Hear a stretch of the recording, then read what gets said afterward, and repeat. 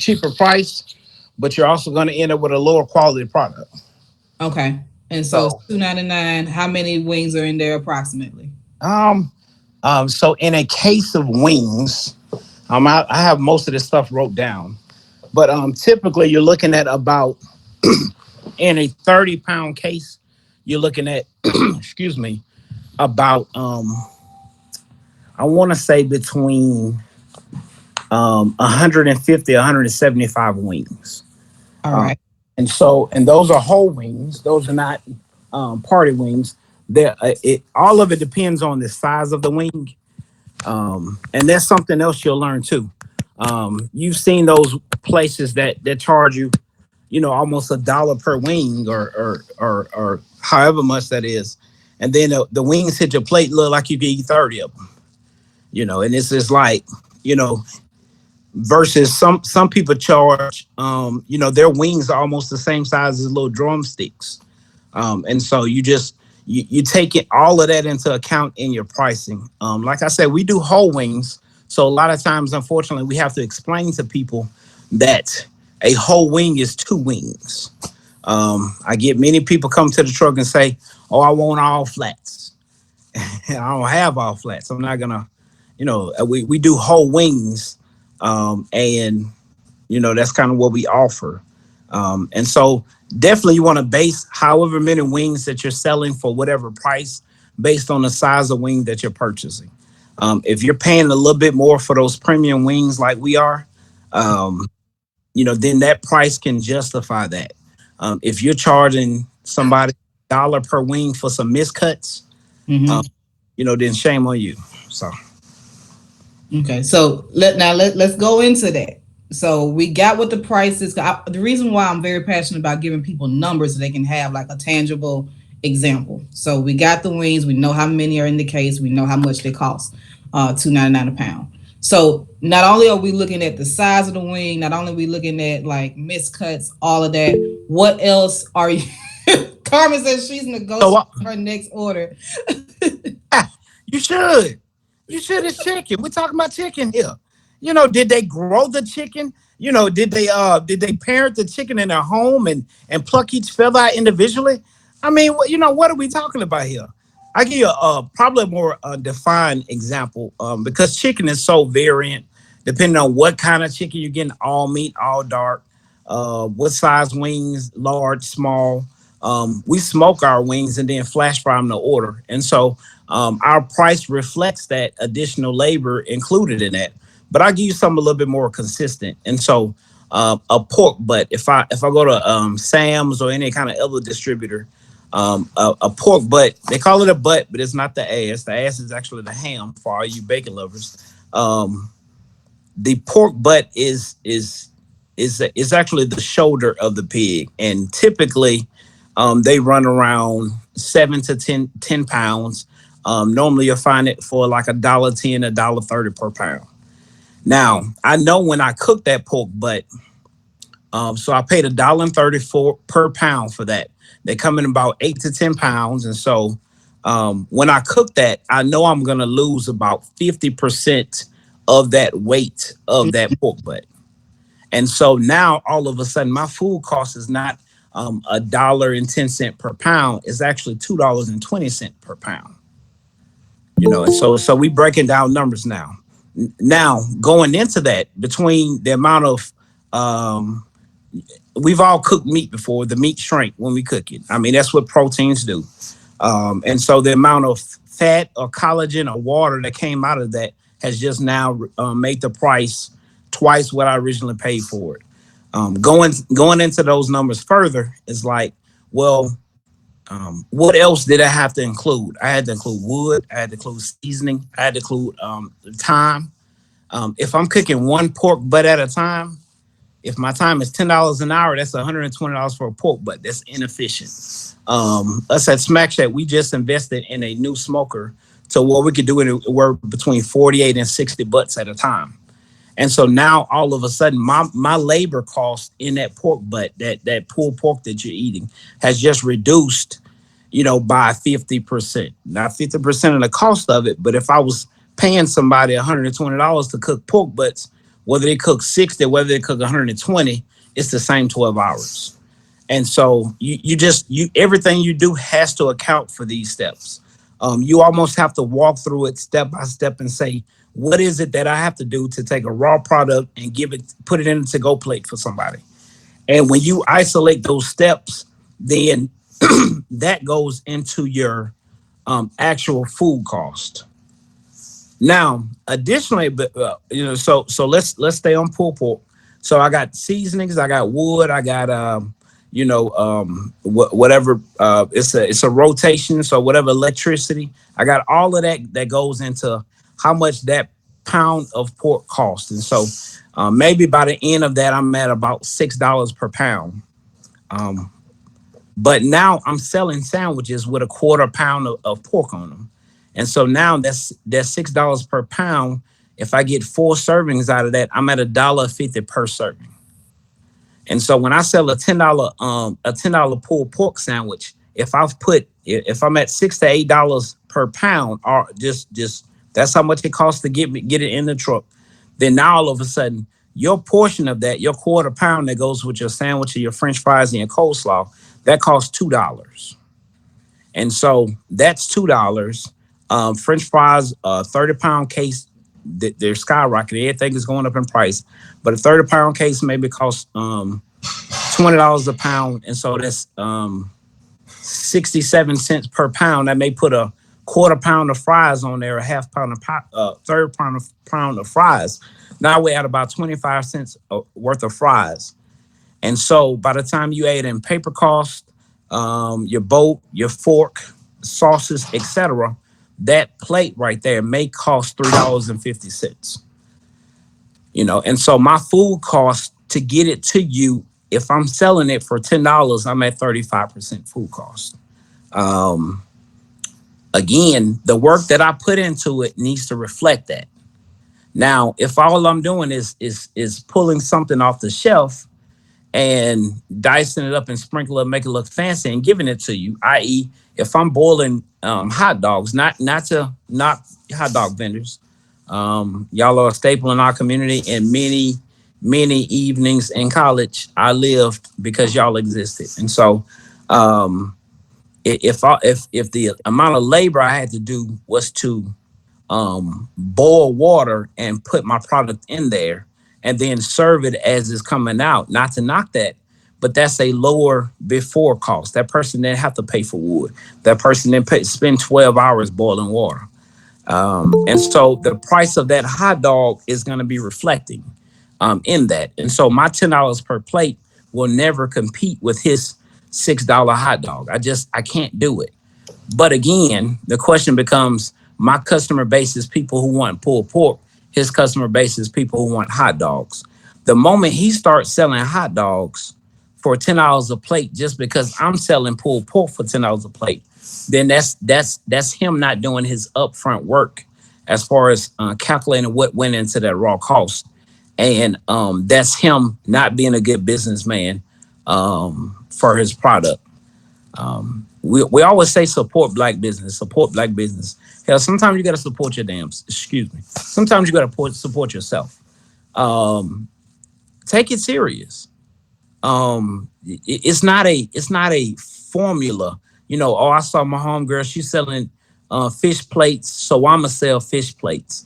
No, you need to have some passion behind that. You need to find out what kind of fish do you want to sell. What are you gonna batter it in? What kind of plates you gonna use? When are you gonna sell it? It's so many different questions that goes into that. And just because I put a price on something doesn't make it valuable. I'll say that again because some people miss that. Just because you put a price on something doesn't mean it's actually worth anything. And so part of what you pay for from Smack Shack, you pay for my years of being able to cook a pork butt. You pay for the quality service that we provide to you. Some of that cost is operational cost. How much did it cost me to get here and even sell it to you? But if I had a guy one time, he wanted to buy some pulled pork from us. It was another food truck, and he asked me how much would I sell it to him per pound. I told him I could do $7 per pound. I didn't even want to do it. But then he reminded me that he can go to Sam's and get pulled pork for $2 a pound. Go to Sam's then, because I don't know what Sam's criteria is that goes into that $2 a pound, but I have nothing to do with that. That has absolutely nothing to do with my skill set. That has absolutely nothing to do with my experience. And the moment my pulled pork starts tasting like Sam's, then I need to drop my prices down to $2 a pound as well. So So you said a lot, and I'm so sorry. you came I, with it. No, no, no. I'm here for it. You came with it. I said I needed someone to talk about food costs, and that is exactly what you have done. So no, I appreciate it, and I encourage folks who have questions or have feedback to drop it in the chat so we can be responsive to those. It's something that you talked about that I want to go a little bit deeper in, if you don't mind, and that's about determining your individual labor going into the product. So a lot of times we have conversations about charging your worth, know your worth, but still we don't really go beyond that a lot of times. We just say, well, know your worth. Well, how am I supposed to know that? Do I set it at, is it $10 an hour? Is it $15 an hour? let me help you determine your worth, okay? Tell me. I'm gonna help you determine your worth. All right. Just because your mama say you can sing does not mean your ass can sing. All right. That don't mean nothing. All right. You determine your worth based on your experience level. You determine your worth based on your determination to make a name for yourself. You determine your worth. Your own valuation of your worth is only as worth as much as somebody else is agreeing with you. I tell you what I do from 9 to 5. We're talking right now on my lunch break, but I work for the Corps of Engineers. Y'all can do a quick Google search. You'll find that engineers make anywhere between 25 to 50 to $75 an hour. It doesn't matter. I can't come to a food truck and tell somebody, "Hey, pay me $75 an hour, $50 an hour," because I set my own self worth based on what I bring to the table. Hell, if you need to write yourself out a resume, write your food truck resume out and say, am I selling plates out of a food truck? Am I selling plates out of my trunk? If the answer to that question is the latter, then that's not something you can put on that resume. Is this the first time I've had a plate sale, or the third time I've had a plate sale, or have I been doing this for years? Typically, when I have a plate sale, do I make 100 plates and do I sell out, or do I make 13 plates and just and my same cousin and mama and auntie are the ones buying them? These are honest questions you have to ask yourself, and you have to give yourself honest responses. If you don't, you just lie to yourself, and every once in a while you'll sucker somebody like Ariel in to pay $20 for some chicken, and Right. it's not about that. It needs to be about supporting businesses that happen to be black. I'm gonna give you an initial chance, initial try. Hell, I That's even pay more because I understand that it costs more for some people to get going. If I can't take out a loan from my dad, I may have to, find another way to finance my dream, and it may cost a little more. And so I get that. And so my initial try with you may just be because you're a black business. But I assure you, I will never spend another dime with you, black, white, yellow, green, or purple, if I feel like I got the short end of the stick. And we can't say support black businesses if we're not doing the stuff that we need to do to make sure we customer retention. That's what it's called. To make sure we're not retaining customers. And so if we're not doing our part, then it's a movement out there. I literally have customers right now lined up because I'm a black owned food truck here in Mobile, Alabama. It's people who have looked at, life and said, wow, I do kind of got it good. Let me go support me some black businesses so I can feel good about myself. Who am I to argue with that? Nobody. But shame on me for not being able to show them how much better black businesses can be. Quick example that I give it back to Ariel because I know she got a list of questions. We had a wedding this past week, and so as everything here on Sundays, typically your weddings are more segregated. That's because a white person is marrying a white person, and most likely all the family is white. You have a couple black faces in there, but a lot of times people kind of prejudge you based on you being a food truck when it comes to weddings. The first thing they think, oh, well, that's not a caterer. Okay, what do you think? I do food every day. You got caterers that only cook on the weekends. I cook literally 5 to 7 days a week. And so, if we're talking quality of food, if we're talking, delivering a great product, you're not gonna beat a someone who cooks every day versus somebody that cooks on the weekends. And we were at this wedding, and from macaroni to pulled pork to we call it brisket yayas. Chimiyayas is a chimichanga that has brisket in it, and we just came up with our own name for it. But you know, like you literally had statements being made like this is the best barbecue, not wedding food, not wedding food. This is the best barbecue I've tasted since I've been here. And anytime you deliver on that part, people forget you're a black business. They just want to come spend some money with you. They may have initial contact because you're a black business, but like I heard the lady said before, Miss Mays, it's so many people will hire you based on how someone else felt about you. You can spend $100 a day on Facebook ads, but if someone says, and that's how I keep getting weddings. These other women are in these wedding forums, and they say, "Wow, I had Smac Shack food truck come cater my wedding, and they did a excellent job, and everybody loved them. People high fiving each other. And they're like, well, I want Smac Shack, not because I've eaten there, not because they had a Facebook ad, but because somebody recommended me. And so part of knowing your worth is just knowing what you bring to the table and really being honest with yourself. If you're selling plates out the trunk of your car, by all means, I encourage you to get legal. But if you need to grind out, grind out. But don't sell no $20 plates out your car. You got to pay Well, your car note anyway. it be like that. You know Yeah. what? We're gonna have to bring you to Clubhouse for multiple reasons.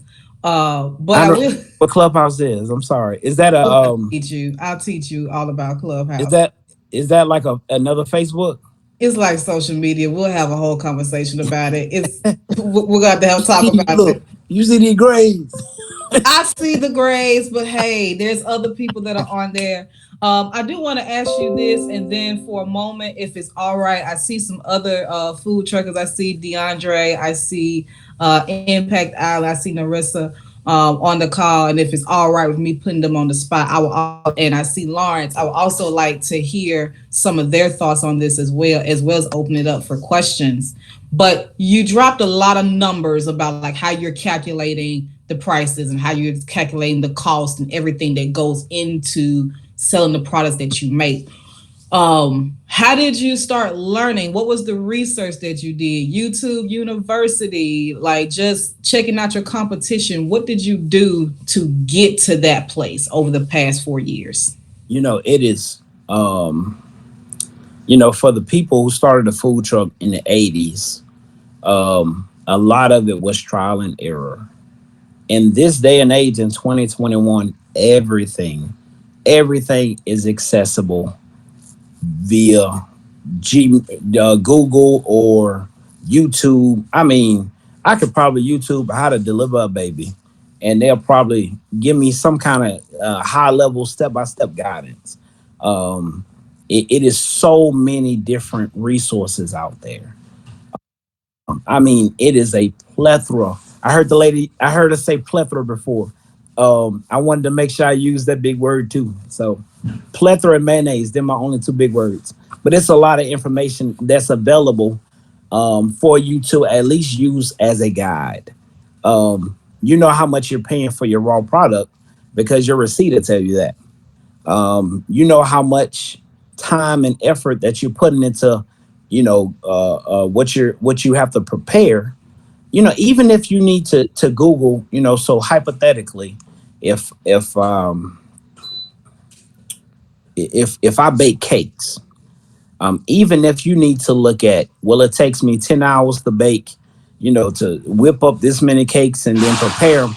Even if you need to Google how much does a baker make per hour to help you set your own time and evaluation of yourself, those resources are there. It is so much information at your thumb or fingertip, and it's just a matter of you actually looking at. Nobody's going to tell you specifically, what your formula is. That's up to you to determine. If I have least commercial kitchen space that I bake cakes out of, I have to account for that additional price. Versus if I'm just starting out and I'm baking them in my kitchen, yes, your kitchen costs something, but yes, you're still starting out. If you look at starting pay for a baker, it's not going to be the same as one that's been baking for multiple years. Um, it has to start with an evaluation of what it is you're bringing to the table. You can always calculate raw costs, whatever taxes in your area, etc. And you can Google other people's menu, but again, their prices on their menu is reflective of what they put into it. It's personalized. Um, Definitely, all of that need to be taken into account. And before we open it up, I do want to say one more thing. Change, and I don't mean change like Barack Obama. I mean change like quarters, nickels, dimes, pennies, etc. If you don't want to be in a situation to where you're chasing quarters or chasing dimes, just try to make it easy on yourself. If my raw food costs plus my labor plus my profit that I desire based on my resume that I built for myself, if that comes up to $12 and 13 cents, I may need to round down to the next whole dollar. Even if I lose 13 cents per sale, I may need to round down just so I don't be in a predicament where I'm out of quarters and I can't get somebody proper change. Um, you try to put yourself in a position to where you're minimizing the downfalls that you will have in business. So many times people say, "Oh, this plus tax or this plus this," and you end up literally shooting yourself in the foot because I can't tell you how many events I've been in that we done ran out of ones and fives, let alone if we were doing quarters, nickels, dimes, and pennies. And so you try to minimize those things that can impact you as a food trucker because you're not a brick and mortar. If you're a brick and mortar, you can have a room full of pennies in the back. Who knows? But you don't. You have a truck or a trailer or a cart. You have something limited, and you just try to do stuff to help you. And so, even if you say I only want to deal in quarters, that's fine. But that's another pitfall that may exist in the event that you run out of quarters. So sorry. No, I appreciate that point. It's funny because I was on a truck in Nashville and they were short 8 cents and they did not have the 8 cent. Luckily, I was on the truck and had the 8 cents. So even though it's a small point, and Yeah. I've seen it happen in real life, and I see DeAndre's back on. So I don't mean to put you on the spot, sir, but I would definitely love to hear your thoughts. DeAndre Zachary is the founder and owner of Raging Cajun. So welcome. I would definitely love to hear your thoughts on this. Good afternoon where I am. I don't know where everyone else is, Yeah. but good morning, good afternoon, whatever would be suitable for your location. Appreciate the forum. Uh, Appreciate the information that I didn't get your name, sir. I apologize. I'm say Smoke Shack, but Smac. appreciate Smack Shack. I'm sorry. Yeah. I'm looking at Smoking Shack. I like that, but all right. So Smack Shack. Appreciate all the information. Uh, as you were speaking, I could relate to what you were saying. We kind of go from a different the same. We use the same process to come up with pricing, yet we start with our price. Okay, so I don't do the typical food truck setup, where you set up and people walk up to you and sell. I primarily do events. Okay, so I pay for my crowd. So depending upon the event and the demographic of the event, we allow that to determine our menu selection and our prices for that event. So our prices vary. So you can experience Raging Cajun at the Louisiana State Fair and buy a plate of loaded brisket nachos for $15 and get the same dish at another event and it may be $10. And while I'm saying that, let me say too, because you were just speaking to the point of lack of change and what have you, the strategy that I came up with, and a lot of and unfortunately, I didn't have Ariel when I started my business. I come from banking. I ran banks, so I do have business experience. But so what I did is I start from the price point. So I don't want to change, having change and managing change and all of that. That's additional labor. We don't have that issue on my truck because everything is a rounded figure. It's either $10 or $15, which means that I need to have $5 bills on my truck to make change. Simple. Okay, so I may have $300 worth of $5 bills depending on the size of the event that I'm working that day, but I know that my change is either going to be $10 or $5. So I don't have to go scrambling for quarters or 8 cents, as Ariel mentioned. So that's a strategy that I shared with you all. No one gave that to me.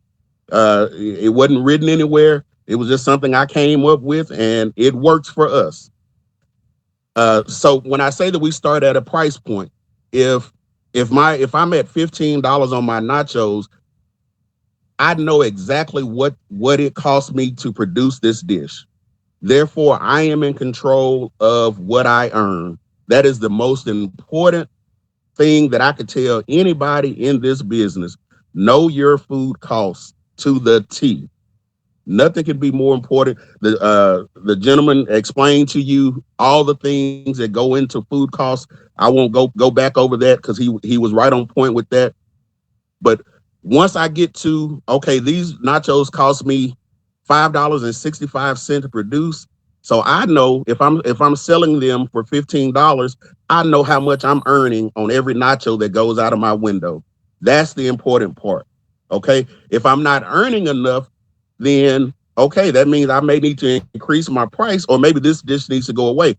Now, I will also share with you that with a set price point. All of my dishes, as I said, they may be $15 at this event, $10 at this event, but they're all primarily the same. I have started selling seafood now, which I sell at $30 a box, but everything else is $10 or $15 depending on the event. Okay, so I know again exactly what I'm earning on every dish, and that value changes. So if you buy swamp nachos from me, my earning on the swamp nachos may only be $6, where on brisket nachos I make $7.50. You're paying the same price, okay? You're paying the same price. Now it doesn't go along so much with what Mr. Smac and Shack was saying as far as being fair, I guess, if you want to say, to customers. I run a business, and I hope everybody that runs a business is in business to make profit. Okay. Now, I don't agree with price gouging, so that's not what I'm saying. But we're all here to earn money, and it's not. I haven't gotten a complaint in my 4 years we've been in business about the same time. I have not ever received a complaint from a customer about my price point. Okay, ever.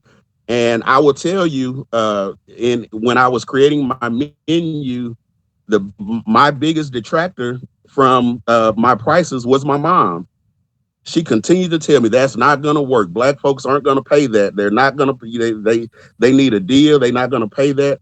And uh, I went against my mother because she ran banks. She didn't run a food truck. So I mean, I appreciate, your opinion, but let's see what works. Okay. So I stuck to my guns on that, and my prices have been my prices. And as I said, if you give the people a quality product, and that's what I tell anyone if they have a question, look, the ingredients that I purchase, I don't skimp on them. Okay, so everything is high quality ingredients, as you said before. You get what you pay for. Okay, so when I source seafood, I'm sourcing fresh seafood, not nothing frozen that's been in somebody's freezer for months on a time or whatever. No, you getting this was probably swimming a few days ago. It's a difference in the taste.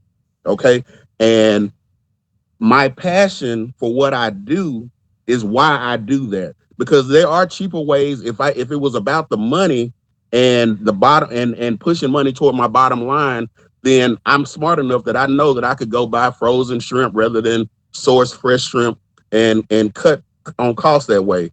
And unfortunately, probably half my customers wouldn't even notice the difference.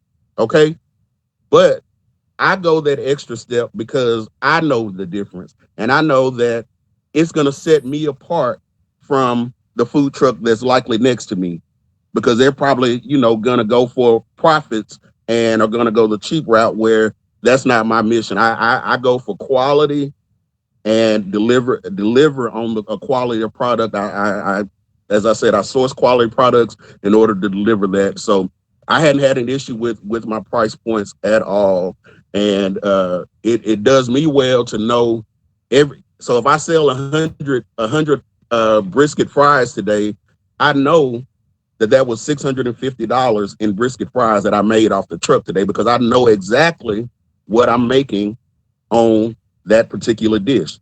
And also that goes to, so I train my staff that when we're promoting to customers, we want to, my higher margin items is what I want to sell more of. Any business does. Okay. So when I know my margins, I know what I can push on people. If they ask me, okay, what do you like? What's the best thing? What's whatever. I give them an honest opinion, but I also give them a business opinion that, okay, I know on my seafood boxes, I don't want to, but I make about $17 a box on those. So guess what? I try to sell a lot of seafood boxes if I can. Now we got other offerings here, and you're free to choose whatever. But what we are pushing are these higher margin items, as the same thing Walmart does, the same thing any other business does. They want you to purchase the higher margin items because that's where they make more money. And so when you're in control of your food costs, have the knowledge of your food costs and your margins, you can be successful in this business. A lot of people operate, and sometimes I'll give an example. We cater as well. Uh, I was approached by a group of young ladies who wanted to do a brunch. I had done a brunch the previous week, and it was posted on my social media page. So they reached out to me about doing a catering a brunch for them. Well, I found out, and I normally don't get into price battles with anyone. My prices are my prices. I'm not competing, so I'm not. You can bring a lower price from another caterer. Fine. If cost is what you're concerned about, you should go with that other caterer.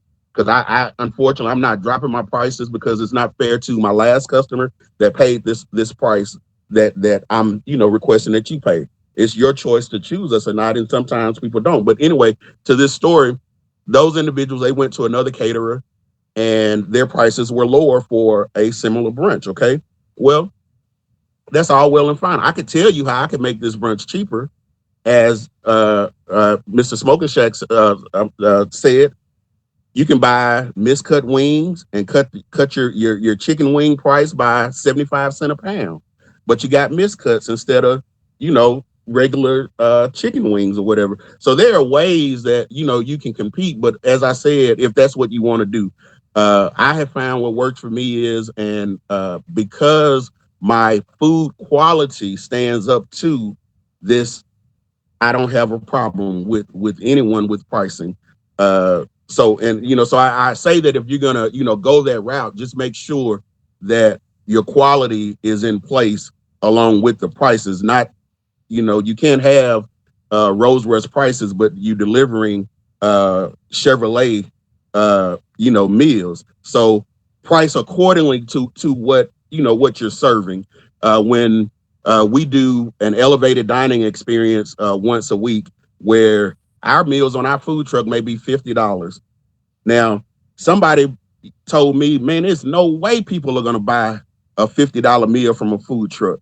I said, okay, I hear you. And I can't speak to it because I hadn't sold one yet, but I'm going to try it because no one can stop me. And guess what? I have an audience that we have developed, that we've grown, organically grown, that on my elevated dining experience, I sell out. I have filet mignon or lobster tails, lamb chops, things like that, and we price them accordingly. And we still sell just like we were selling the brisket nachos or the swamp fries or whatever, the lower cost items on during our elevated dining experience. So what I offer during that time is I can bring you a 5-star meal to your home. You don't have to go out to the restaurant. It's worked well during the pandemic because a lot of people didn't want to go to restaurants as well anyway. So, and again, in order to deliver on that experience, though, I have to tell you that you have to know what that experience is, meaning that you have to have dined in 5-star restaurants in order to deliver upon that experience so that you're meeting the expectation that you're promising to deliver. And, so I've had that experience. We do that.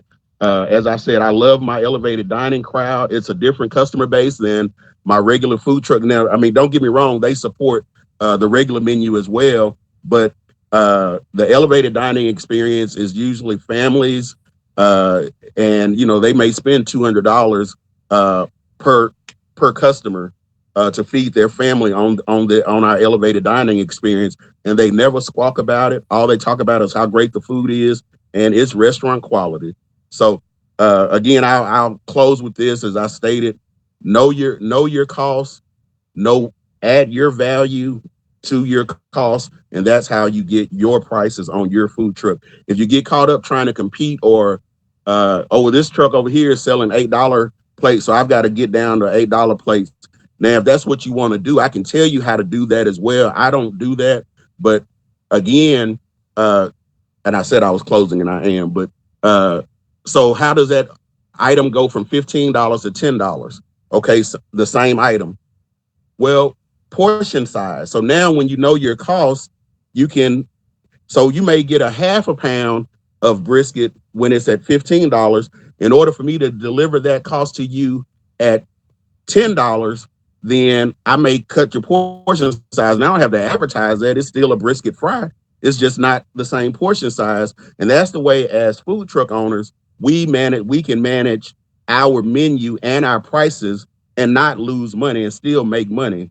You see what I'm saying? So at the state fair, it's $15. We just had Bayou Classic here this weekend at the Louisiana State Fairgrounds. I was a vendor there, and $15 were the prices on the food. Well, now I'm not in a venue or at a event on a regular day. Those prices go back down to $10 because I didn't have to pay $300 plus insurance to be here at this event.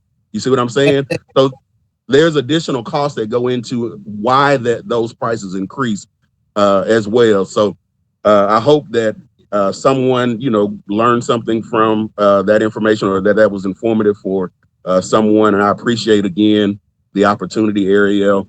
I look, that's my cousin, y'all.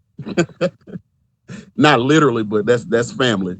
And so I'm just here to support, and anything I can do or for you, Ariel, or any other food truck owner.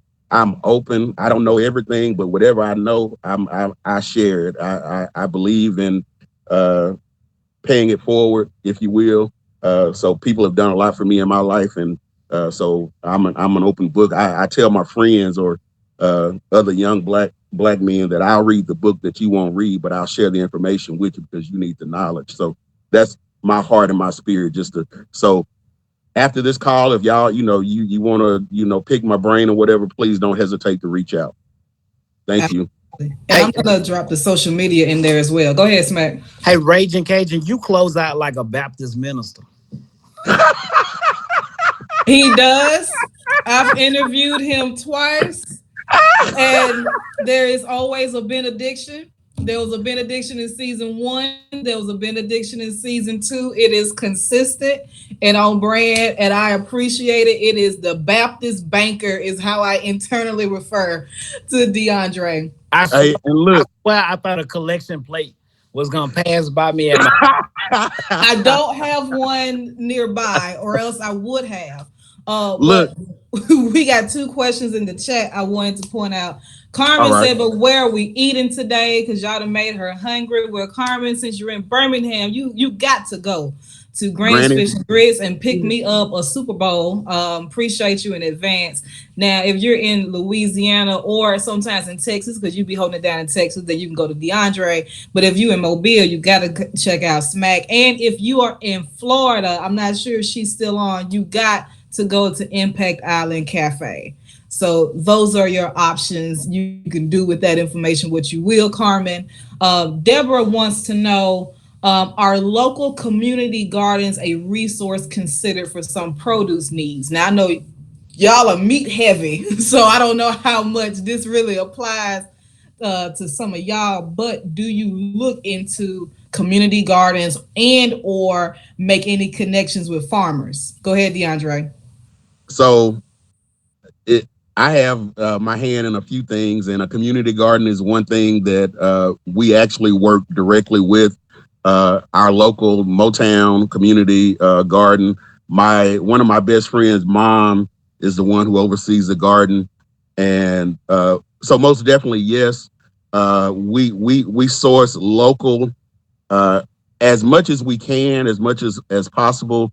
Uh, so from Miss Small, I'll go get tomatoes, onions, things like that that she's growing in the garden to support uh, what she's doing. And the garden has a mission to the community garden. So of course that even so we support it because we want to we source local and fresh, so that's our reason. But we also buy into the mission of the community garden. They actually employ young men to come work the garden that are serving community service for uh, crimes that they have been convicted of.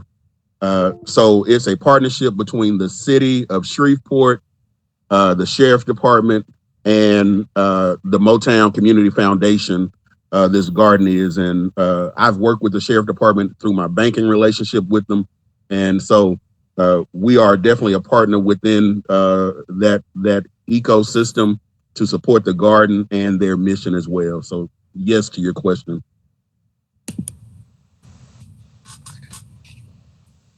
Hey, Ariel, just to follow up, like you said, um, Smack Shack focus on the meats. So uh, you gotta work. Hey, vegans. When vegans come down, you can get some French fries with some coleslaw on it. But that's about all I got for you. But definitely like Raging Cajun said, focus on local product.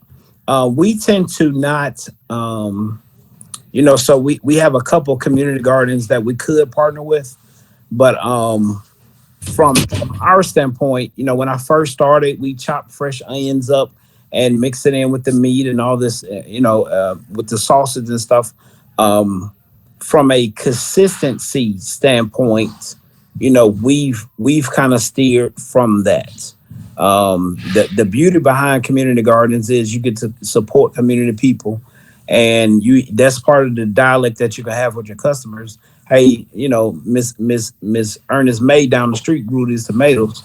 Um, the back part of that is, um, when tomato season is not in, you have to go find some tomatoes from somewhere else. And so that's why we steer clear, with our barbecue sauce, we steer cleared away from fresh tomatoes for that sense. But definitely, if I had a more vegan friendly menu, that would definitely be something, I'd support. But again, consistency is just so, McDonald's makes $1 billion a day, not because it's delicious. It's because they meet your level of expectation every single time. The ice cream machine is always broke. It's always broke. It's always broke. The burger is always gonna be dry. You always gonna get something you didn't ask for, and that level of expectation is down at the floor. But they meet it every single time, and that's what makes them, the dominant force that they are is consistency. Um, early on starting out, we would try all kind of different stuff. We use community, ingredients and stuff. I remember once before, I made some of the best pulled pork we had made. My brother opened up the smoker and threw onions and bell peppers in there. And then, next time we cook pulled pork, it's like, well, now you got to scramble and go to the store and get onions and bell peppers. And it's like, it trying to duplicate that, you kind of miss the mark. So because of consistency purposes and because we're so meat heavy, we don't as much. But definitely, as long as that community garden is giving you what you need from a in season consistency level, highly and quality control. If just anybody is growing it there, that's one thing. But if you know the grower, if you got it, faith in them, because whatever you're getting from there, you have to sell it. And so, um, like my man Raging Cajun said, it has to be quality product. And so, um, if that works for you, then excellent. But know your product. And only things I will add to that as we get ready to make the transition over is that I'm actually having a conversation about what type of relationship already exists and what is the potential of growth between food trucks and farmers. So that's a conversation that we'll actually be having tomorrow on Clubhouse. And we're going to find other ways to have it beyond Clubhouse as well, because I definitely see the opportunity there, Deborah. And I appreciate you for bringing up the question as well. Other things that I do want to underscore is you can hear from both DeAndre and Smac, but even if you would ask Lawrence or you would ask Narissa, you would hear the same thing. I know Sweet Maddie's Bakery is on here as well, is knowing, your numbers. Like we did not, prep this, but Smac was able to say, okay, it costs this much. This is how much it costs. And that's going to take time. It's also helpful to have a spreadsheet where you're putting all of this information in and you can keep up with it. So you can make the comparisons, but also keeping food consistent is also important. The other point that I want to bring up that DeAndre talked about in terms of pricing shifting depending upon your circumstance. Shameless plug, DeAndre did a wonderful interview for me last season 2, I think episodes 4 and 5. We brought him back to talk about the impact that the COVID-19 pandemic had, but he also shared great information about making sure you're covered when it comes down to these state fairs. So as someone that, of course, I don't own a food truck, I talk to food truck owners, but I've been to over 500 food trucks at this point, 507 if I'm being exact. Many times I'm at food truck festivals, and yes, I may have seen that truck outside of the festival and the prices are different. It's very common to see something be $18, $20, maybe even $23 at a festival that may have been $12, $15, $17 outside the festival. And people may not understand that. Well, they had to pay a fee to be at that festival. They had to pay a deposit sometimes months in advance, especially if it's a very high profile type of festival. And it's not just, $25. It could be a couple of $100. And dare I say, in really major type of events, it could be thousands of dollars without having any clientele, any customers at all. They're putting down $4,000, in some places $10,000 on a deposit, and they don't know if they're gonna make it back. So that's part of the cost that you're fronting. And then in some situations, correct me if I'm wrong, y'all, not only is it the deposit, but in some places they even want a percentage of sales. So all of that is being taken into account for that upwards price that you're now experiencing at a fair, because now it's not just the cost of getting it, cooked and prepared and out your window. Is also, as Smac was talking about, the travel, but also is what DeAndre was talking about, was logistics. And I would be remiss to say, for many situations right now, a lot of things got canceled that had never been canceled before. And so a lot of times it was not expected to get your deposit insured, because you just knew that that event was going to come around. Well, for a lot of folks, they lost not just hundreds, but for many people, they lost thousands of dollars, because events didn't just cancel, like didn't just postpone, they canceled. And then there was a lot of money lost there as well. So that's just another notice for folks to make sure that you are insuring your deposit. If nothing came out of COVID, it was also that sign that, hey, insure your deposits, protect your investment, because you never know what could happen. And so with that, I want to be very sensitive to time, because I know we're about to transition to our next topic. And I want to say thank you to Smac for hopping on. We had that conversation a few weeks ago, and I said, hey, I need someone that's going to talk about food costs. I know this is something that you've worked on, and I appreciate you taking the time to say, hey, I'll come through on my lunch break. I know you got other things to do, but I just want to say thank you for sharing your time and your experience with us. I really appreciate that. Hey, no problem. Hey, thank you guys. And Raging Cajun, I'm both on social media. Uh, I know y'all got some clubhouses and frat houses and stuff. I just figured that out. I have to get Ariel to help me with that. And so, I'll work on you. uh, yeah, yeah. I got to get Hey, them I'm gonna together. pull up on you in Mobile, bruh. I'm gonna Oh pull yeah, up on you in Mobile. oh yeah, yeah, definitely. We like you said, because of COVID, we kind of we have to make sure we open. But definitely, I enjoy chatting with you guys. It's always good to hear somebody else's perspective, and it's been fun. All right.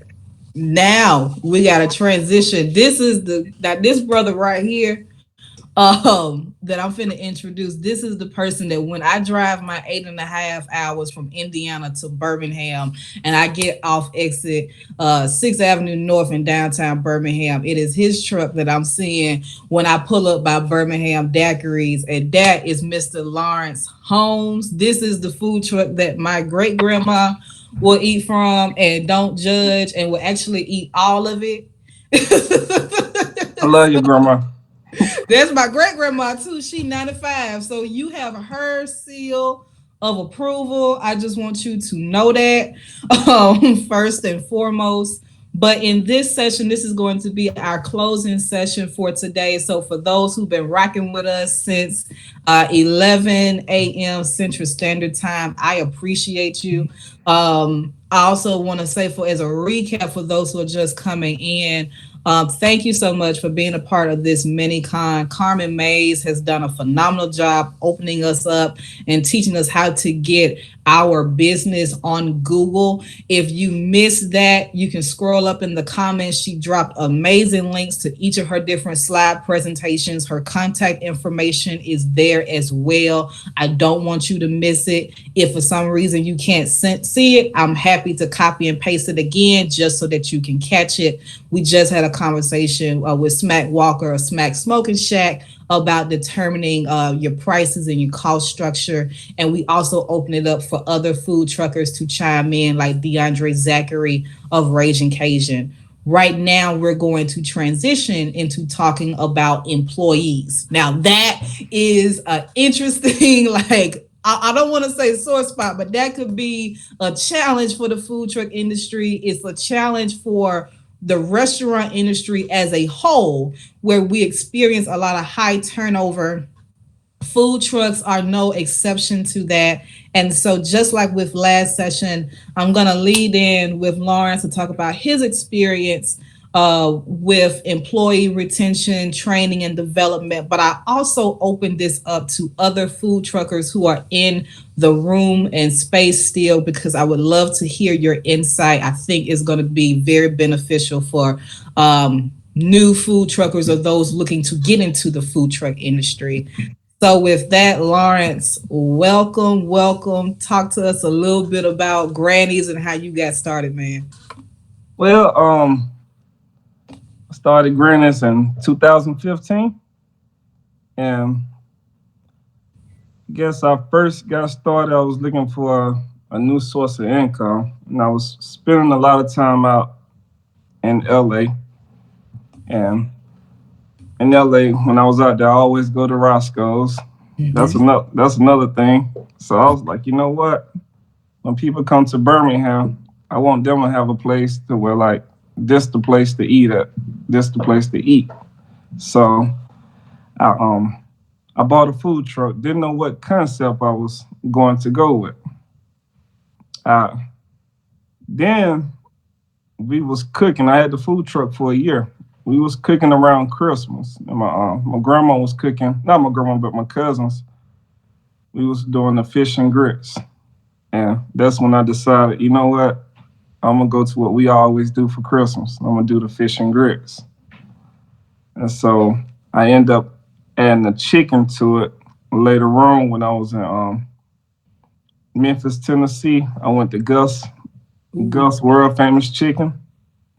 I was out there with a girl and we tried the chicken. I was like, this ain't it. You know, I know my auntie Kathy, she could do a better job with the chicken. So that's when we end up at the breaded chicken to the truck.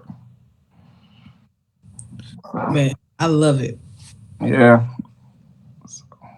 So my thing is this: a lot of food trucks, when they get started, they usually start with like family or like friends. And what was that experience like for you? Is that how you got started as well? Oh, for sure. I started with my two aunties, which the world see as granny. You know, um, they had the recipes that my grandma taught them how to cook. So it was my only choice was to start. I didn't even think of starting with nobody besides family. But as time went on, I started bringing in friends that needed a job. Like, hey man, I lost my job. Can you help me out? I'm like, sure, you can help me out. You know, someone like I can't cook. I could take the orders, or I can't cook, but I could clean. You know, so that was one of the things. Hello, I'm here. I'm listening. yeah. See, I'm So the type of person that if I'm not careful, I would jump in you before. could jump in. You could jump in. I'm not. I don't speak much. This is new to me. You But know. see, welcome. See, look, All you're right. doing it with your family, and we appreciate you.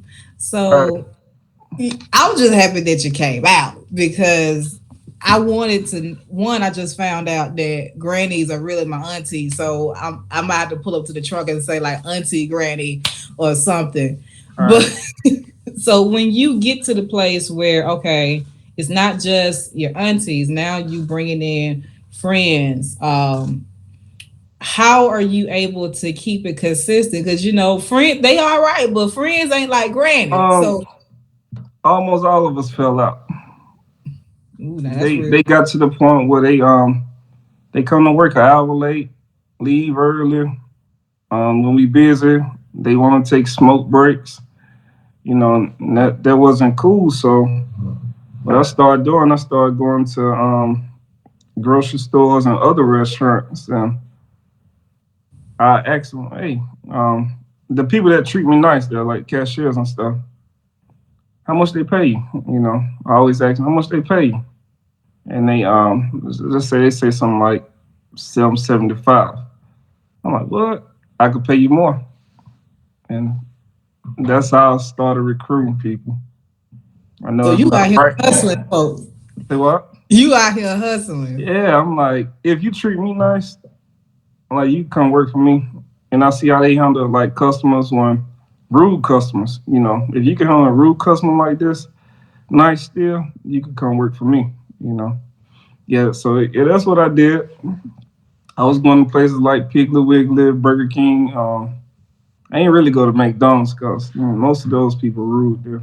So Well, and they never fixed my ice cream all machine. So right, all there's right, so I want to. This is the question that I have because I've been to your food truck when you was on the truck. I've been there when you were just driving away. I've been there when you haven't been there. But no matter what, I know when I get my Super Bowl or I know when I get the big deal, it's gonna look the same. It's gonna taste the same. The all grit's gonna right, be the same way. So no matter who's on the truck, whether you on it or off it, the product is consistent. all right. So how did you instill that? Well, that came to a point where when I was bringing people in, and I was like, I had this person cooking the grits, and even though I showed them right, they decide they want to do it their way. Like they put this much cheese in the grits, they want to put that much cheese in the grits. So sometimes when you see me pulling off, I had already cooked like 10 pots of grits. Mm, So like I got them cooked. So these 10 pots of grits are really 4 or 5 pots of grits. They go last about 3 or 4 hours. And then when you see me pulling back up, I'm bringing in another 3 pots, that I didn't cook at my commissary.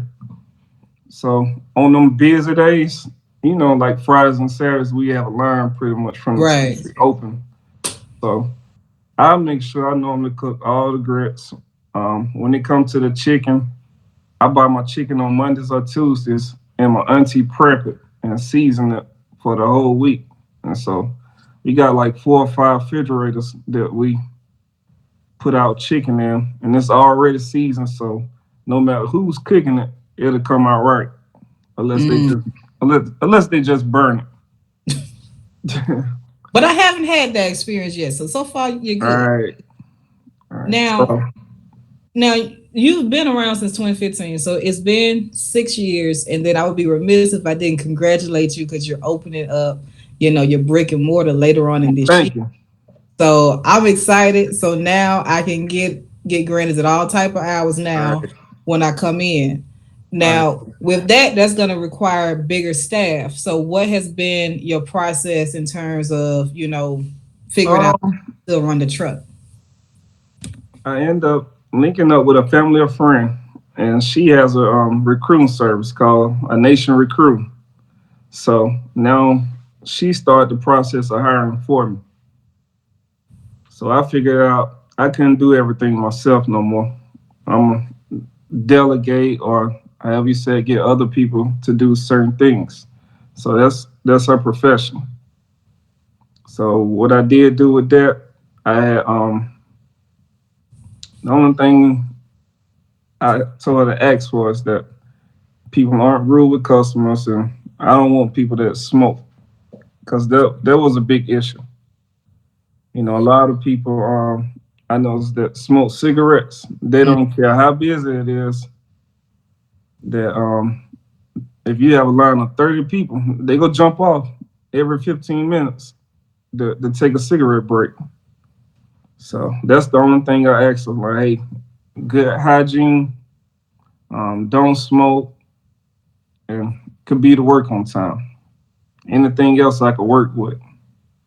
Now, this makes a lot more sense because what I was doing is I was going through different templates for employee handbooks and employee training. Because one of the things that I will be sending out to those who have registered for this mini con are different templates or examples of employee handbooks. And one of the things that I noticed that they put in, I want to say about 75% of the time, was a policy about smoking, All right. which now makes a lot more sense as to why that was constantly a thread that was there. And I've seen it in a couple of places where I would go to a food truck and you always have this one worker that is just outside. You never see them on the truck. I don't know if it's maybe an anxiety thing or a stress thing or whatever the case may be, but it is something that has been I continuous. think I think sometimes when you have that many people standing in line, it's a different look from the window, and Mm, it stresses some people out. I remember I had three different girls at three different times that came to work, and they seen all them people, and each one of them said, "I can't do it. It's too much. It's too much stress." Like the people, the people look like devils to him. One girl said, "She was like, wow. I can't do it." Because when you see 30, 40 people in line, and then one person come up and say, "Hey, my food ready yet?" And they just ordered 3 minutes ago. Then after one person says a chain reaction, some people just can't take it. And then sometimes the customer get rude, and that make people go out and smoke a lot too. It's like they trying to relax themselves. Now, this is the part about food trucking that a lot of people don't talk about because I get a lot of emails, I get a lot of text messages, a lot of DMs where people are saying, "Well, can I just make a lot of money on a food truck?" Well, yeah, you can, but do you have the attitude? Are you prepared for the mindset that goes into Are you prepared to go the weekend without sleeping? that? Yeah, that's the real thing. Like, we come in at 4 or 5 in the morning sometimes, and I just come home and take that shower, and I'm back at it at 8, 9 o'clock.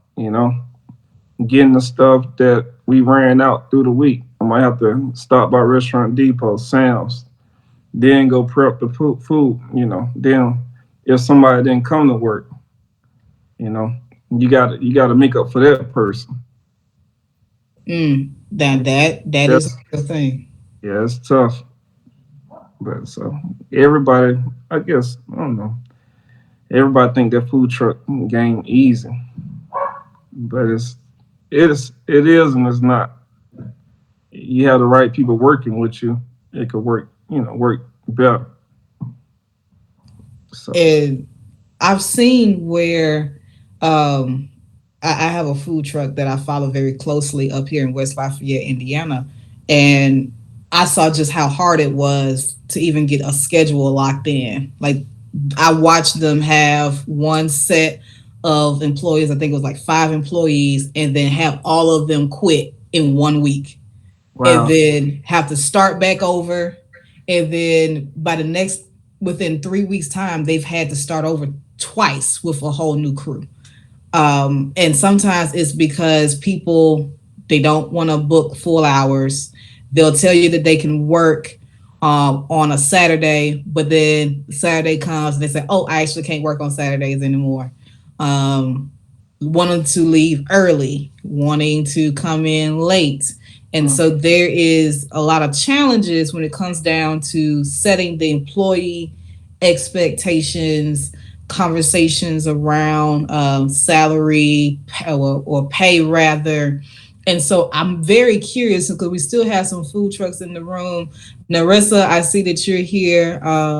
If it's all right with me putting you on the spot, I'm very curious to know what has been some of your experiences with getting employees, or have you grown to that stage yet with Impact Island Cafe? Hey guys. Thank you so much, Ariel.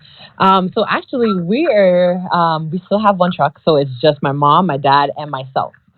But we just got our second truck that we're going to be rolling out. We're working on it to kind of roll it out by within the next 2 months. So we are in that phase of wow, we're gonna need some employees. So what one thing that I've been doing so far is just kind of thinking of what my ideal person would look like, and nobody's gonna be perfect because like our family has our flow already, so we kind of know how everything works, whatnot. But what I've been doing is talking to other food truckers who have like 4 or 5 trucks and their employee processes. And what everyone is have been telling me so far is that make sure you have a, a smoking policy in your handbook. Mm, Make sure you have a policy for people with children who are going to have to leave and pick up kids after school. and come back, make sure they're not bringing their kids on the truck or whatever it is, because like the bigger you grow, and like depends on like the employees that you do have, you have to kind of take into account some people may smoke or some people may have kids, and one day they may not have, they have to stop in between the shift and go pick up kids. So they were saying like that's not something they thought about in the beginning, because I knew you had kids, but you didn't tell me you're gonna have to in a, take an hour in between your shifts to pick up your kids and then come back. So that is some things that kind of made me think, because I was like, I definitely didn't think about that. But now that I'm here now in the process of gonna need to start looking for an employee, what would my that employee look like? I know, one, I want somebody that's going to be great with people, because not everyone can handle stress, and some people will snap when they're under a lot of pressure. Working on a food truck, you have to be quick, you got to be ready. Like 1 minute it might be super slow, and the next minute you be bombarded with 10 to 12 customers or more at a time, depending if you're at an event or at a location. So I know what that feels like, but I'm pretty much like a calm person. So even if I'm super stressed, the customer would not know that I'm stressed. But how do you know how to pick someone from an interview? So one thing that a few people have been doing, what that I like, is having two interviews. Have the first interview and the second interview being where they work on your truck. They come and they Mm. work on your truck. You bring them in on the busiest day that that you usually will have on a typical week. They bring them on the busiest day and just see how they manage under pressure. Of course, they're still in the interview period, so they might try to mask it, the stress or Yeah. whatever it is, but at least you'll see if they get flustered, they get really flustered, or whatever that may be. If they're asking a lot of questions, that's good stuff that you kind of need. And I've been on both sides, like with my previous jobs, like I've interviewed and I've been the interviewer. So I kind of know if someone comes in and they're not asking any question at all, that means they're just simply here that they probably just need a job, like just here for the money. And if they're not asking, I want people who are going to ask questions. Like, don't, not an overkill, but you got to ask some questions to show me that there's an interest. You want to learn more about the business, not just a paycheck, which is good because everybody needs a paycheck, but be invested. You brought up something when you was talking about the things that you didn't realize, and it occurred to me one that I've had a food truck address, and it was reliable transportation. So there's been situations where employee may not have transportation in a particular moment, and that happens to some of us. And so the food trucker, picked them up, brought them to work. What they didn't realize though was that was going to be an ongoing situation, because when they interviewed that person said they had reliable transportation. Comes to find out they do not. So in addition to smoking, in addition to child care situations, is also the conversation about reliable transportation. Can you meet me at this location when we need to do a food truck festival? Can you meet me at this location when we're supposed to open up and serve? And it's something that you may not think about right off the bat, but it's something that's important. I like this idea of basically giving them what's the there is a word for this. I think like a scenario test or something like that when you're interviewing them to see how they navigate that space. Because Lawrence brought up a good point that we don't often think about, because we focus so much on the owner, but the employees really can make and break an experience on a food truck. But if they're not, necessarily suited to deal with those long lines, I can only imagine. I used to work in concessions briefly. I had a very brief stunt in concessions with UAB basketball. And I remember being in the back, rolling up the hot dogs, that was my station. And you look up, and suddenly there's a whole long line of people waiting to get their nachos, their popcorn, and whatever. And it can be very like anxiety inducing. You can become very anxious, and people want you to speed up. They want you to, where's your food? This was made wrong. It's so much that could happen. And it takes a very special type of person that can truly navigate customer service, especially in a restaurant setting. So we got Lawrence is expanding to a brick and mortar. Narissa, you're in the process of, onboarding someone. DeAndre, where are you in the employee process?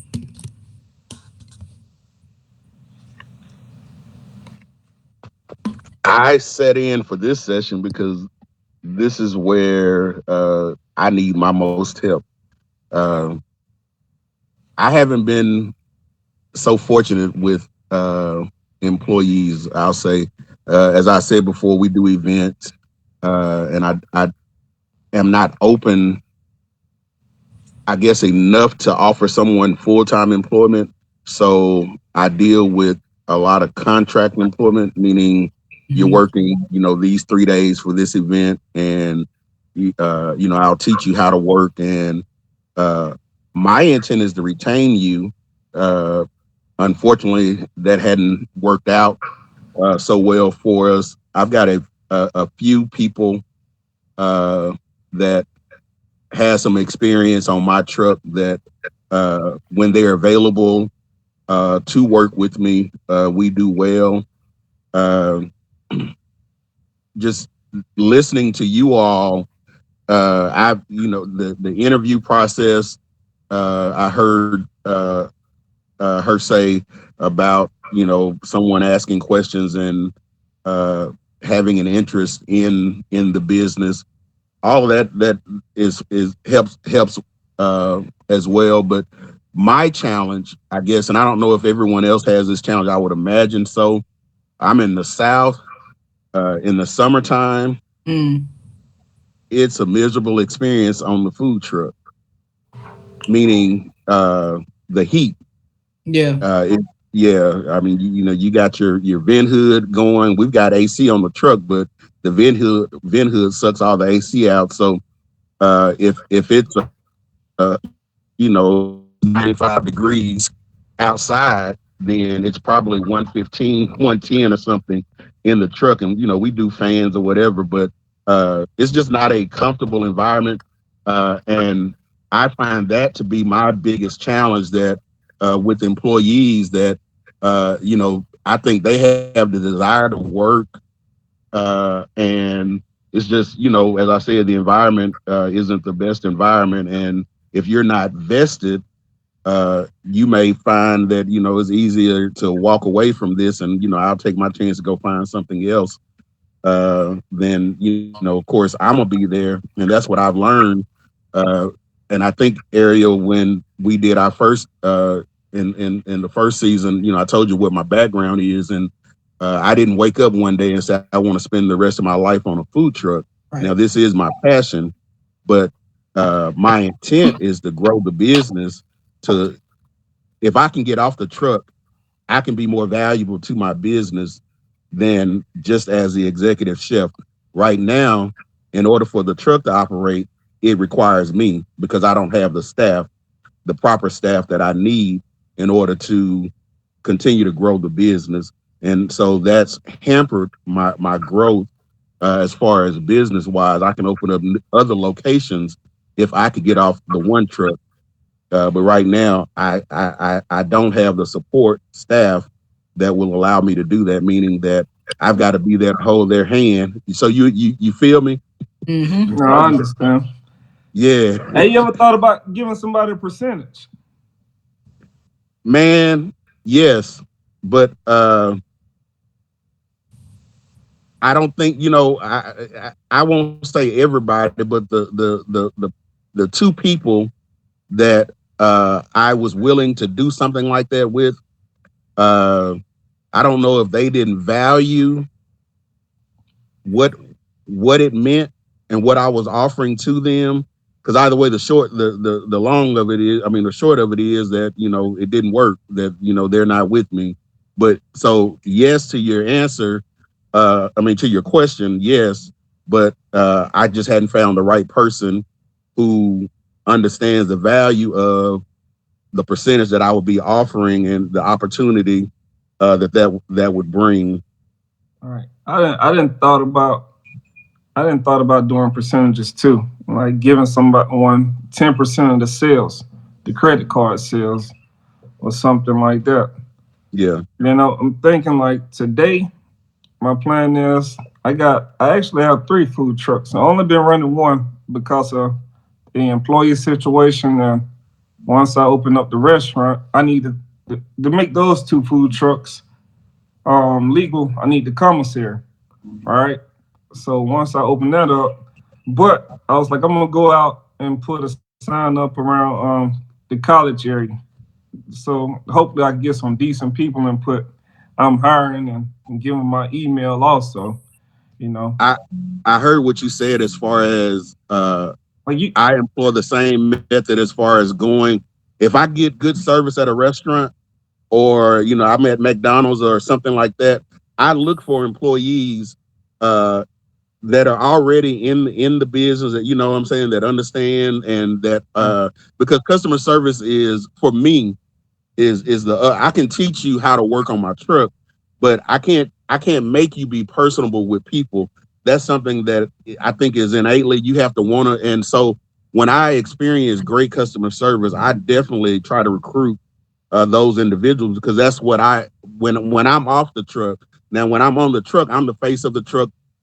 In my area, people know that this is mine, and so they usually want to interact with me.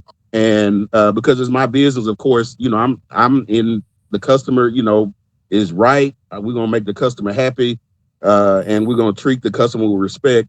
And if you're gonna work on my truck, that's the expectation, and we're gonna go above and beyond the customer's expectation each time.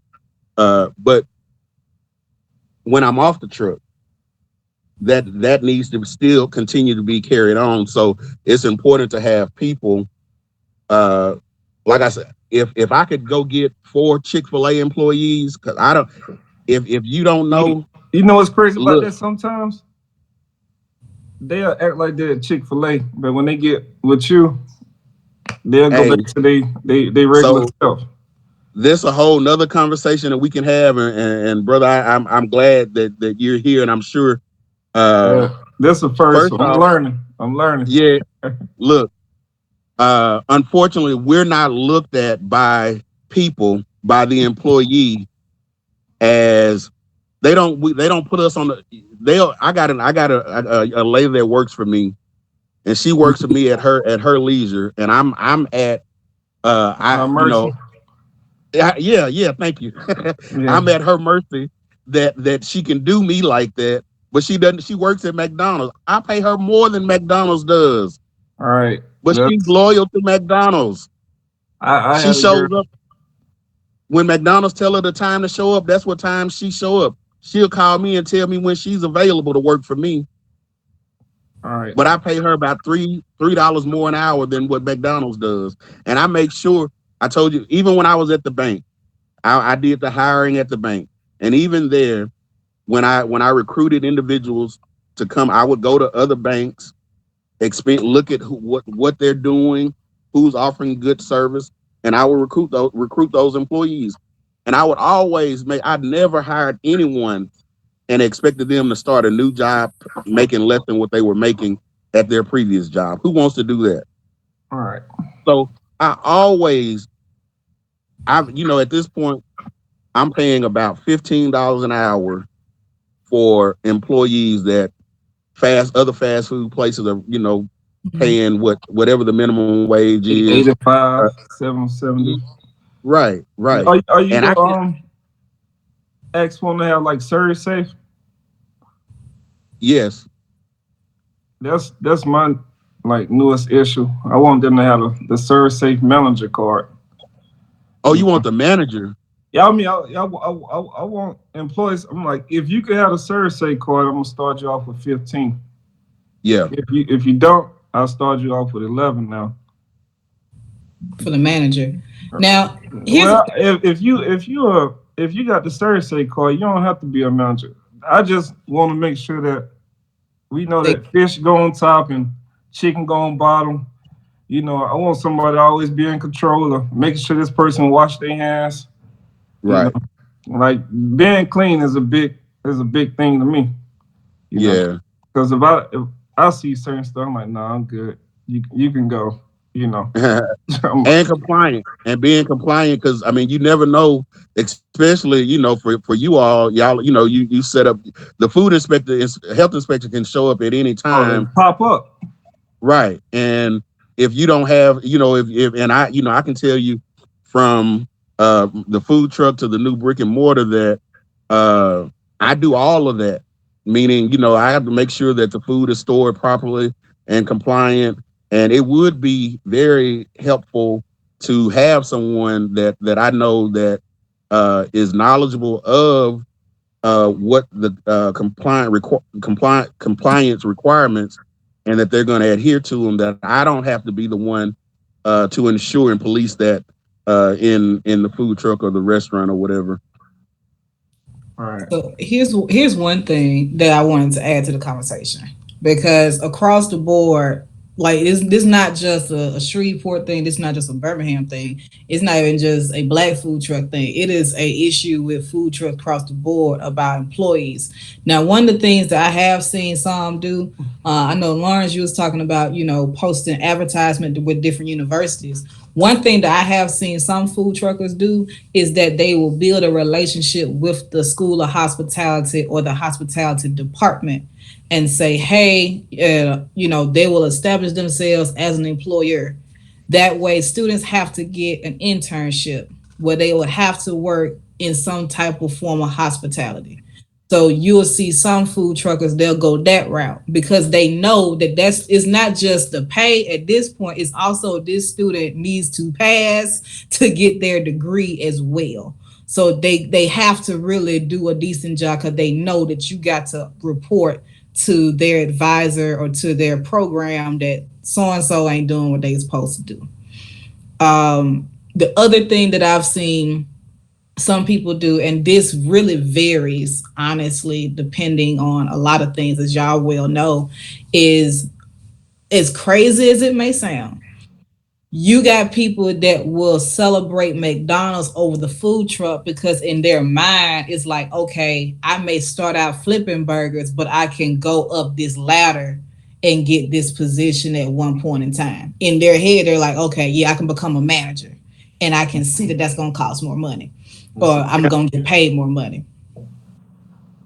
But the food truck, even though it may not be that linear, there are opportunities to move up, especially when you're in a situation like both of y'all, where y'all are moving into brick and mortar spaces. So some food trucks, they worked on communicating that and saying, hey, in terms of seniority, in terms of, excellence and stuff, like this will be the person that will end up being the manager of this brick and mortar or whatever the case may be. But those are some of the things that I've seen some food truckers work towards and have a little bit more success. It also depends, not just, and DeAndre, you brought it up during the weather. The two extreme parts of the year is where a lot of different food truckers struggle is during the winter, if you're up here in West Lafayette, or during the summer. And so I've seen some people, they swap out employees. So you may see that employee on somebody's truck during one season, and then they're on somebody else's truck during another season, especially when that truck does not run year round. So I just wanted to add that to the conversation as well and see what thoughts y'all had on that. That's a new one for me. Swapping out employees. It's a Um, regional thing. I think it happens more in the Midwest probably but than. I know like my commissary is Top Day Grill, Mhm. and I had a few people that they want to come from Top Day Grill to come work for me, but I wouldn't allow them to because I didn't want the bad blood. Mm. But on the other hand, because I ain't want them to say, hey, you know what, we're not gonna use you as a commissary. You can't use us as a commissary no more, and I ain't want that issue. But I had one of the girls that became poison to my food truck. She left and went to Top That Grill and work, you know. And I was like, I wonder how long she gonna last. She ain't last no more than 4 months, you know. But now it's been people that came to me and I got a buddy that got a food truck, wings around the clock, Yep. and he's down by the plum bar. I didn't send people to him to help him with cleaning up, cleaning up the truck. Cause I have people that come clean up the truck sometimes, but they always need extra money, and they always, like they clean up my truck on Sundays, so he might need his truck cleaned up on Monday. So I'll forward them to him so they could have an extra job. Cause I tell them like, hey man, you could work more days if you wouldn't have to do this deep clean on your truck yourself. Like that's killing you. You in your 50s. So I always try to figure out ways where I can do less so I can open up more. Yeah, you get me? Yeah. Yeah. Yeah. I don't know if that made sense, but I don't know if you got deep fryers in your truck, but cleaning out them deep fryers takes some time, you know, Yep. and getting all that grease off, from under them. So look, I I want to share this, and then I'm gonna speak to your point, Ariel. I don't know if everyone here is a food truck owner or whatever, but I will say this, and my mind, the way I operate, I always am looking and seeking. I just naturally seek business opportunities, and from being in this business, and from what he just stated, a whole nother business that if somebody came to me and said, "Hey man, I'm looking to get into a business. I don't have a lot of money, kind of low overhead business that I can get into that is thriving. Get you a." I would tell somebody to buy you a trailer, get you a tank and a high pressure washer, and become a deep cleaning business for food trucks. If you got enough food trucks in your city, I promise you, it's not many. Like locally, I don't have any company that just does food truck cleaning. Now in Houston and Dallas, there are, but in Shreveport there isn't. So there's opportunity there for a business. But I just wanted to drop that. But to speak to your point, Ariel, we have a local community college called Bossier Parish Community College. I was at an event, and the director of the culinary program reached out to me Mhm. uh, about just what you're talking about, and we're just getting started. I hadn't gotten an employee from that resource yet, but definitely I would tell anyone that is a viable source to gain an employee, possibly a possible employee, is through if you got a community college or something there that offers that has a culinary program, then likely they need some hours uh, for graduation or whatever. So that I would definitely look there. As I said, I can't speak to the experience yet, as I Right. hadn't gotten an employee from them, but I am looking to get a couple of employees from through that culinary program, and I'll report back to Ariel to see, let y'all know how Please, that please do. team I know works. Chef Daryl from Nola Creations. We've Daryl had this, Johnson, yeah, yeah. We've had this yeah, conversation before, and of course, it's a little bit different for him because I know he has like the it's some type of accreditation, and so he can also train people as well. And that's what oh, he's working on. right, So I know for him it's a little bit different in how he navigates it, but I know he's often talked about whether you have his accreditation or not, or certification rather, that is one opportunity and one avenue that food trucks can go into, not just for staff in terms of serving food, but also the other piece that we miss when it comes down to like social media. Because when we're thinking about staff, it's not just the people who are making the food or cleaning. It's also the people that's going to handle social media, because some of us can navigate social media better than others.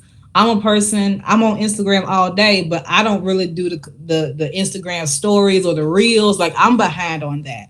So one of the things that people do is that they go to the School of Communications, and what do? They look for an intern that way, to get someone that's going to handle, their marketing, their social media, the TikToks, all of that type of stuff. You'll have someone that will do that. Like, that's their job, whether they are on the truck engaging with the customers, creating an experience, or they're just simply virtually, they're doing the social media campaigns, making sure that all of that stuff is locked in. And again, they need internship credit. And when it comes down to, definitely connect with HBCUs, we got in Birmingham, you got Miles College. But also, one thing that I know about working at a university, especially ones that are predominantly white, you have a lot of black students that are in communications and public relations looking for internships, and a lot of times they get passed over for opportunities, and so they are looking for avenues to build their portfolio. And so by having someone there that said, okay, you know what, I've taken this food truck social media, I grew their Instagram by this percent, I've also been able to do X, Y, and Z for their marketing. um, that's important. Now, as long as in that internship agreement that a couple of things happen. Number one, that they have, very tangible, concrete deliverables. So let's say, for example, because I'm looking at your shirt, I know that Granny's Fish and Grits, it has a certain shade of yellow, it has a certain type of font. So if they're putting together brochures and stuff for you, that it is already established that this is the color that you always use, this is the shade of yellow that you always use for that. If you're writing out your menu, this is the type of font that we use for your brand.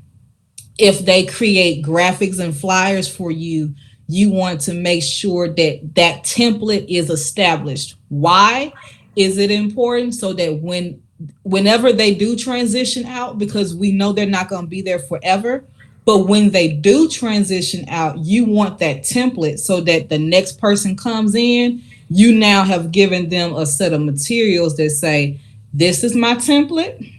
I just need you to put this photo in and change these dates, but this is the consistent look to our social media presence, to our website presence. You want to make sure that by the end of their tenure, whether it is for a year, whether it is for a semester, whether it is a certain number of weeks that is determined by you or the university, that it is clear that at your end of term, these are the deliverables that you are turning into us. Um, those are some of the things that I'm actually working on right now, as I'm working to bring on an intern that will do just my social media. Is I have that system in place. So when we're thinking about employees, I also want to throw that out there, because one of the things that I hear food truckers say a lot, and I can understand it, is when I've done all of this work on this truck, I do not have the capacity necessarily to navigate social media. So when you're thinking about a potential staff person, I know that we're looking into like community colleges and universities for the hospitality side. I would also recommend looking at the communications department, the school of communications, sometimes even the business school, that can do that. Another thing that I would throw out for those who are in Birmingham, I would be remiss if I didn't say it. I'm not sure when the next cohort is going to open up, but there was some food trucks that was a part of it. The Western Communities Redevelopment Alliance, they've been doing this business accelerator where they take in entrepreneurs, and what they've been doing is partnering with Auburn University, the University of Alabama, and I think it might extend to some other universities. I'm not sure, but What's it each. called again? I'm gonna type it into the chat. Let me do that. Yep. Let me do that. Western Communities Redevelopment Development Alliance. They've brought in entrepreneurs, and they basically have these students that sit down and take you through different tools and tips. So I've been a part of a couple of them. Some of them deal with business model canvas, which is a one sheet business plan. DeAndre, I know you're very familiar with that coming from the business world. Where they walk you through each step in terms of how to identify your customers, your value proposition. But they also did something where they brought in graduate students from the University of Alabama's marketing program to help you come up with what is your kit, essentially. Like what fonts are you supposed to use for your brand, what concepts go with your brand, and those students are with you the whole semester. So by the end of that semester, you came out with the tools that you really needed to solidify your brand. That way, whenever you do bring in somebody, or even if you don't bring in someone and it's just you still have like this solidified base of information and material about your brand that can keep it consistent.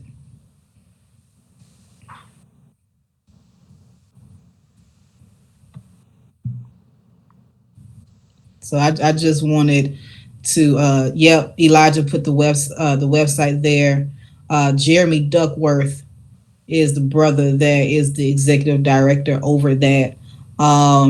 They've also did things like Microsoft Office classes where every week you learn how to use, Excel, PowerPoint, whatever. So one of the things that I was working on doing at one point was learning how to use Excel for payroll. Now you can definitely use other systems, but when you're I starting use out, QuickBooks. yeah, I got QuickBooks now, and we actually just did a QuickBooks um, class on that as well. So I was learning how to use QuickBooks, do the chart of accounts, all of that type of stuff.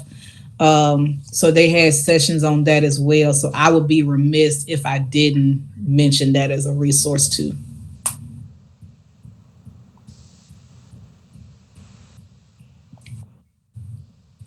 I also see that Michelle been rocking with us since the beginning. Michelle, I appreciate you. Sam, I see you here. Alexander, welcome. Michelle, how you doing? I'm good. This has been absolutely amazing. I've been afraid to hang up because I'm just like hanging on to every word. And we don't have a food truck, but we do a lot of pop-ups, and it's getting to the point where all of the lugging of all the equipment, and it's like, do we get a trailer or something else? So I'm just trying to educate myself as much as possible. But the food cost piece, all of it, it's just been, I mean, master class after master class. So thank you. Well, I tell you what, because with the remaining time here, this is normally where we would get into Q&A anyway.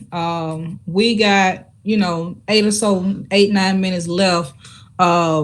Let's have a conversation about that. So your online bakery, I connected with you when we did the Eat Okra webinar, Food Trucks 101. So are there some questions that are still unanswered that maybe we could talk about here? Yeah, so you're right. We're an online bakery. We bake out of a commercial kitchen, but we sell our cookies. They're frozen. They're preformed gourmet cookie dough balls. And we started out as, cakes, cheesecakes, and cupcakes. But after COVID, with the events, we had to pivot. And so we love cookies. And so they introduced cookies. And I'm thinking, well, everybody's selling cookies, and that's great. But when you want a cookie, you want a fresh baked cookie. So what's better than a fresh baked cookie in the comforts of your own home? So we developed the preformed frozen cookie dough balls that you bake, 1, 2 at a time, whatever you want. Matter of fact, my husband is headed out for deliveries now to ship nationwide, and then we deliver locally in the area. But we have pop-ups at the local wineries and other places, and it's a lot in terms of setup, breakdown, and it also limits us to some of the places that we can go. Sometimes we'll piggyback off of another food truck's driver when it's a food truck event only, But now we're thinking maybe it's time for us to at least invest in a trailer or something, or maybe it's a really nice small, food truck, but we still bake out of the commercial kitchen, but at least for presentation and logistics purposes, maybe that's something that we should truly consider. So I'm just listening at all the SMEs, the subject matter experts here, man. DeAndre and Smokehouse, he's gone. This has been like crazy. So I really appreciate it. I just put a contact in the link, Michelle, and I want you to inbox me. So when you said cookies, I immediately thought about Yaron Brown. So he's gonna be a guest on the show this season. He started out with cookies, called Simple Scoop Company, and then now he's joined the brothers. He got a trailer with a different concept. He does barbecue called Southern Roots Barbecue. I think that'll be a great person to put you in conversation with. But I also wanted to see if anybody in the room had thoughts as well.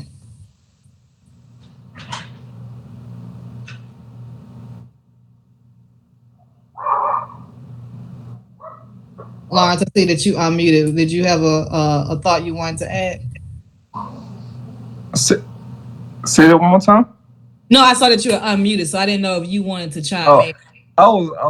I was on my listening, you know. but for her, I would get a trailer instead of a actual driver food truck first, because like if the motor go down on the food truck, you stuck. But if the motor go down on the truck that you pulling a trailer with, you just could go to Enterprise and rent a new truck. And I think that'll help. Thank you. So, but go ahead. I'm sorry. I know earlier when we was talking about the employees situation, like the amount of employees you have working on the truck. When you come to my truck, Ariel, sometimes you be like, man, you have like 7, 8 employees on the truck, right? Mm-hmm. And the reason why I always do that is because I know at any given time, 2 or 3 employees are called out on. And when they call out, I'll still be okay to keep going, you know. So that's one thing I didn't get to say earlier. Okay. So I'm always overstaffed. It hurt me sometimes, but it saved me a lot of times. Got it. Is there a Black-owned provider of food trucks or trailers that any of you would recommend? I don't know any, but I know Magnolia. Ariel know them. Mm-hmm. Magnolia Barbecue, they starting to build food trucks themselves. Yeah, and they're out of Atlanta. Now, I do know of a food truck builder. I want to say he's out of Phoenix. I'm blanking on the name of it, but he's an ex-NFL football player that has gone into the food truck building side of things. And to be honest, that is something that I have been working more on this season. Because this season of the Food Truck Scholar podcast, we are having more conversation with just food truck builders as a whole. That was something that was missing from the last seasons. But I'll be honest with you, it has been a challenge because most of the food truck builders that I've come in contact with are white. So when we're talking about the food truck industry, most of the time when we're starting to see more Black folks is in the food truck scene. Not that we ain't never been here, because Travis Truck is the oldest food truck in Alabama. And since the 70s. You know, it was a brother doing that, you know what I'm saying? Yeah. But at the same time, when you're looking at Black-owned commissaries, Black-owned food truck builders, to an extent, food truck parks, like those are the areas for growth that we really haven't seen a whole lot of Black people. And if they do exist, they are hard to find. So I am trying. When I find some, trust and believe, everybody gonna know because they're gonna be on the podcast. And I want to be sensitive to time. We got 3 minutes left. Max asked in the chat, will a recording be available to access after this? Um, I don't think there was a recording. Elijah, can you confirm that? Okay, there is a recording. So we can have that out to you all and it will be posted. We will send it out to those who have registered so that you can have access to that link when it is posted on YouTube. So there to answer that question in the chat, most definitely there will be one. Um, I want to say thank you to everyone who came in. Um, Thank you, Carmen, for being Carmen and being lit and being awesome. Thank you, Elijah Urban Impact. Also, thank you to Lawrence. I want to say thank you for many reasons. Like I said, one, you are the food truck that my great grandma trusts. She they that Love them. many. You What literally. time y'all open today, Lawrence? We actually won't open until Wednesday. Like, Oh, see, there it see, is. Okay. this the day I go pick the chicken and all that stuff up, and I might miss it. Okay. I'm sorry about that. What's your name? I'm Carmen. Oh, nice to meet you, Carmen. Nice to meet you. But that's okay because Wednesdays I will be present and accounted for. Whenever I do show up in Birmingham, I'll be present on a Wednesday. I will have to get a bowl for me, a bowl for my little brother, and a bowl for my great grandma.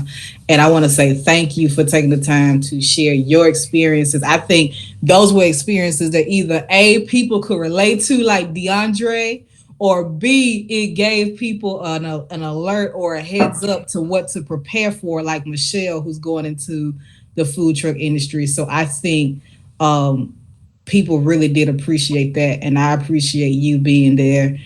DeAndre and Narissa, y'all already know. Y'all have either held me down on the podcast or in Clubhouse. So I appreciate both of you for the information and the insight that y'all bring in as well. So much love and thank you to y'all.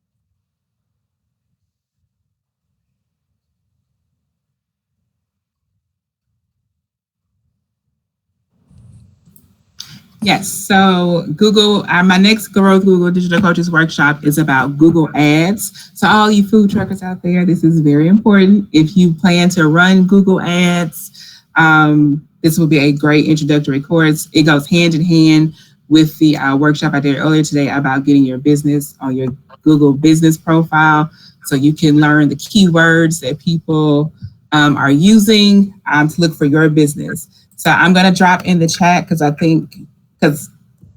my chat, I had to dip out, so my chat is going. Yes, I'm just going to put I'll type quickly, and I can't type and talk at the same time. Where you can get the info. I think that's it. Yeah, you can go here to get info about the upcoming workshops that I'm having. But my very next one is about Google Ads, which I know people talk about often because they don't really know how they work, but they want to use them. So definitely see about come sign up for that one. And I know it's usually at the same time that a lot of food trucks are working. So send somebody on your staff. If whoever does your social media or whoever does your advertising or whoever like handles that for you, if it's you, you come. If you can't come, designate somebody else to come. You can also watch on any device, including cell phone. So if you have to watch on the truck, you can do it there too, and just have your headphones in, and work it out. So just wanted to let you know that that's available. Also, all of our Grow with Google Digital Coaches sessions are live. There are no recordings. So you do have to be there or wait for it to come around again. And yeah, virtual, live, free, and accessible on any device. And that was the benediction. We don't have DeAndre to do. That was the benediction. Between right. So me and me. Yeah. thank y'all. And we'll see you at the next one. Take care.